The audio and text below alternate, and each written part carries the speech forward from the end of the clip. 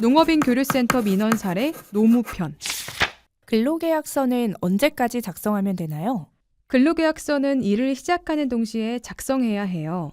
일을 시작하기 전에 근로계약서를 먼저 작성하는 것은 가능하지만 시작한 이후에 근로계약서를 작성하면 문제가 될 수 있습니다. 일을 잘하는지를 살펴보기 위해서 수습, 시용이라는 방식을 이용할 수 있으니 일단은 근로계약서를 작성하셔야 합니다. 근로계약서는 꼭 일을 시작할 때 같이 작성해야 하는 것을 잊지 마세요. 근로계약서 내용 변경 시 새로 작성해야 하나요? 매년 근로계약서를 새로 작성해야 하는 것은 아닙니다. 일을 시작할 때 근로계약서를 작성하였으면 최저임금이 인상되거나 법령 등이 개정될 때마다 매번 새로운 근로계약서를 쓰지 않아도 괜찮습니다. 다만 근로계약 체결 후 임금, 소정근로시간 등 중요한 근로조건이 변경되는 경우 변경된 근로조건을 근로계약서에 명시해야 합니다. 퇴사 시 근로계약서는 바로 폐기해도 되나요? 근로계약서와 같이 중요한 서류는 사업장이 3년 동안은 보관할 의무가 있기 때문에 폐기하시면 안 됩니다. 직원이 폐기해달라고 요청하더라도 법에서 보관 의무를 규정하고 있기 때문에 근로계약서를 직원의 요청에 따라 퇴사와 동시에 폐기한다면 법을 위반하는 결과가 될 수 있습니다. 참고로 사업장이 보관해야 하는 서류는 근로계약서, 임금대장, 고용, 해고, 퇴직에 관한 서류, 휴가에 관한 서류 등입니다. 근로계약서를 교부받지 못했다고 주장하면 어쩌죠? 근로계약서는 서면으로 2부를 작성하여 한 부를 직원에게 교부해야 합니다. 직원이 근로계약서를 분실하거나 교부 사실을 잊어버릴 수도 있으니 근로계약서 내용 중에 한 부를 교부받았다는 사실을 한 번 더 기재하여 재확인하는 것이 좋습니다. 또한 근로계약서 2부 사이에 간인을 찍어서 간인 대신 서명을 해도 무방합니다. 처음부터 똑같은 근로계약서 2부가 작성되었다는 사실을 증명할 수 있습니다. 어떤 사업장에서는 근로계약서를 교부할 때 교부대장을 만들어 교부 사실을 확인하는 의미로 날인을 받는 경우가 있습니다. 근로계약서 서명 및 교부 수령 거부 책임은 누구에게 있나요? 근로기준법은 사용자에게 근로계약서 서면 작성 의무와 교부 의무를 부여하고 있는 반면 근로자에 대한 협조 의무나 미이행 시 제재 규정을 두고 있지는 않습니다. 결국 근로계약서 날인이 없거나 교부가 이루어지지 않았을 때의 책임은 사용자가 질 수밖에 없습니다.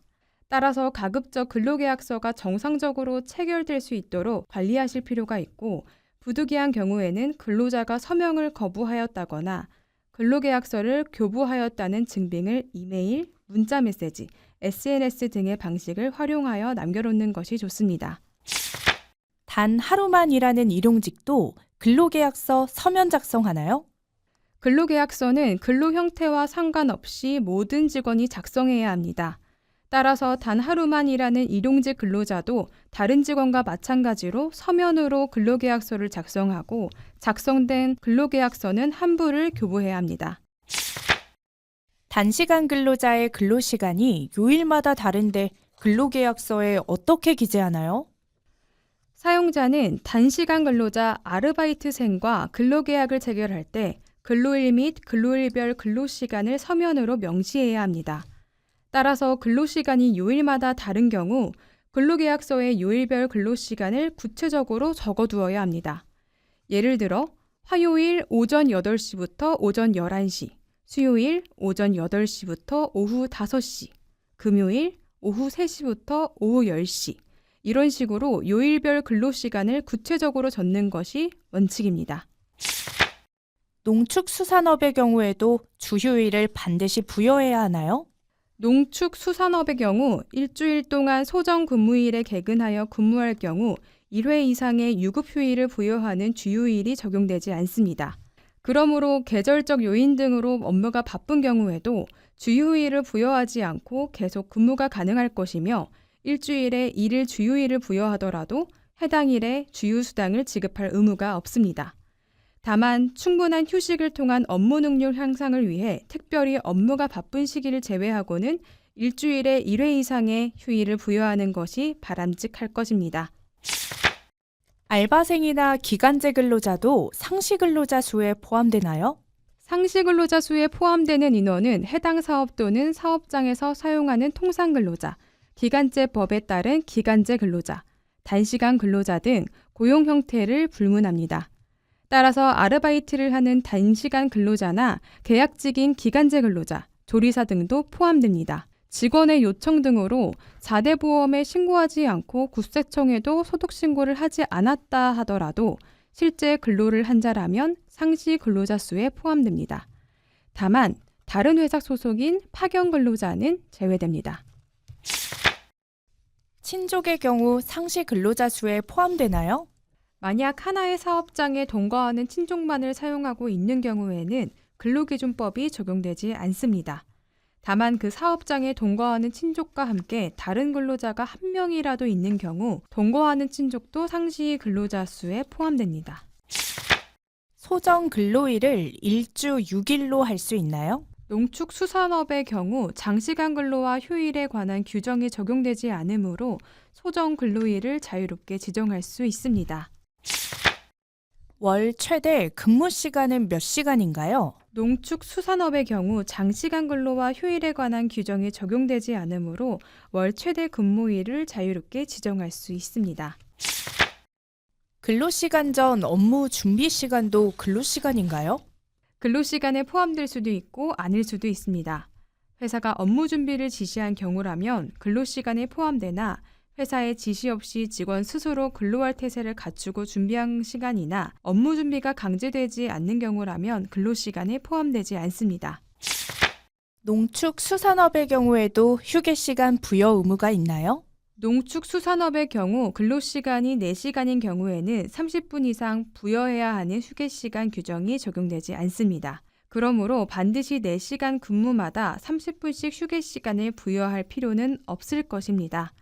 다만 업무 수행 시에는 식사 시간 및 근무 도중 일정 휴게 시간이 필요하므로 업무 능률 향상을 위해 사업장의 근무 특성에 따라 자유로이 휴게 시간을 부여할 수 있습니다. 농축수산업의 경우 연장 근로를 하더라도 수당을 주지 않아도 되나요? 농축수산업의 경우 적용이 배제되는 연장근로 가산수당 규정은 연장근로 시간에 대하여 통상시급의 50%를 가산하는 경우를 말합니다. 가산수당이 적용되지 않을 뿐이지 근로자가 제공한 연장근로 시간에 대한 시간급 통상임금은 당연히 지급하여야 합니다. 자주 지각하는 근로자가 10분에서 20분 연장근로 요구 시 어떡하나요? 사업주는 지각 등 근로자가 근로하지 않은 시간에 대해서 임금 지급 의무가 없으므로 근로자가 지각한 경우 지각한 시간만큼 임금에서 공제하는 것이 가능합니다. 다만 연장 근로가 발생할 경우에는 10분 단위라도 할지라도 사업주는 연장 근로 수당을 지급하여야 합니다. 결국 평상시 지각한 것에 대해서는 공제를, 연장 근로한 것에 대해서는 연장 근로 수당 지급을 따로따로 처리하는 것이 적법합니다. 이 경우 공제 내역과 가산임금 산정 내역을 임금대장과 임금명세서에 분명하게 적시하여야 합니다. 농축수산업의 경우에도 야간 수당은 무조건 주어야 하나요? 농축수산업이라 할지라도 근로기준법상 오후 10시부터 다음날 오전 6시까지의 근로를 야간 근로로 규정하고 있고 야간 근로에 대해서는 통상임금 100분의 50 이상의 가산수당을 지급하여야 합니다. 이 규정은 강행 규정이므로 반드시 야간 근로 수당을 지급하여야 합니다. 다만 이 규정은 상시 근로자 수 5인 미만 사업장에서는 적용되지 않습니다. 연봉에 퇴직금을 포함하여 지급할 수 있나요? 퇴직금을 분할하여 미리 월급이나 연봉에 포함하여 지급하는 약정을 퇴직금 분할 약정이라고 하며 이와 같은 약정은 무효합니다. 퇴직금은 직원이 퇴직할 때 비로소 발생하는 것이므로 주택 구입 등 대통령령으로 정하는 사유 등을 충족한 퇴직금 중간정산을 제외하고서는 재직 중에는 퇴직금을 지급할 수 없고 회사가 매월 퇴직금 명목으로 금품을 지급하였다고 하더라도 장래에 발생할 퇴직금을 미리 지급한 것으로 인정되지 않습니다. 퇴직금이 발생하지 않은 경우에도 14일 내 정상 금액을 지급해야 하나요? 근로기준법은 근로자가 퇴직한 경우에는 임금, 보상금, 기타 모든 금품을 퇴직일로부터 14일 이내에 지급해야 한다고 규정하면서 당사자 간의 합의로 지급기일을 연장할 수 있다고 규정하고 있습니다. 따라서 퇴직금뿐만 아니라 연차수당, 휴업수당 등 근로관계에서 발생하는 모든 금품은 모두 근로자가 퇴직 후 14일 이내에 지급해야 하고 2주 이내에 지급할 수 없는 경우에는 14일이 지나기 전에 지급일 연장 합의를 할 수 있습니다. 다만 지급기일을 연장하더라도 퇴직일로부터 14일 지난 날부터 지연이자가 발생합니다. 농축수산업에도 대체공휴일이 적용되나요?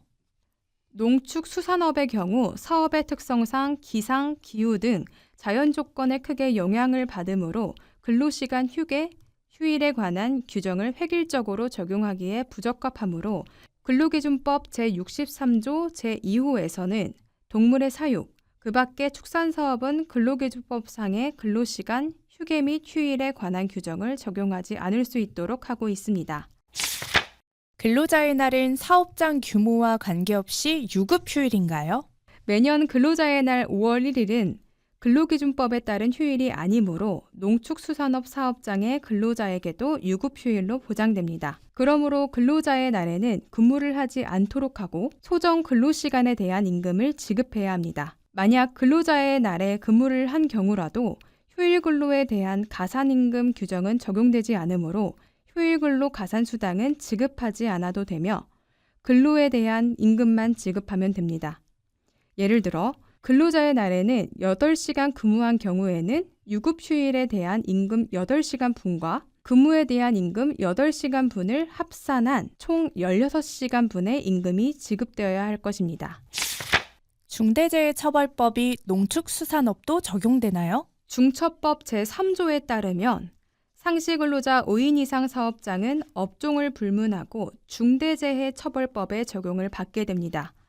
따라서 농축수산업의 경우에도 상시근로자가 5인 이상이라면 예외 없이 중대재해처벌법이 적용됩니다.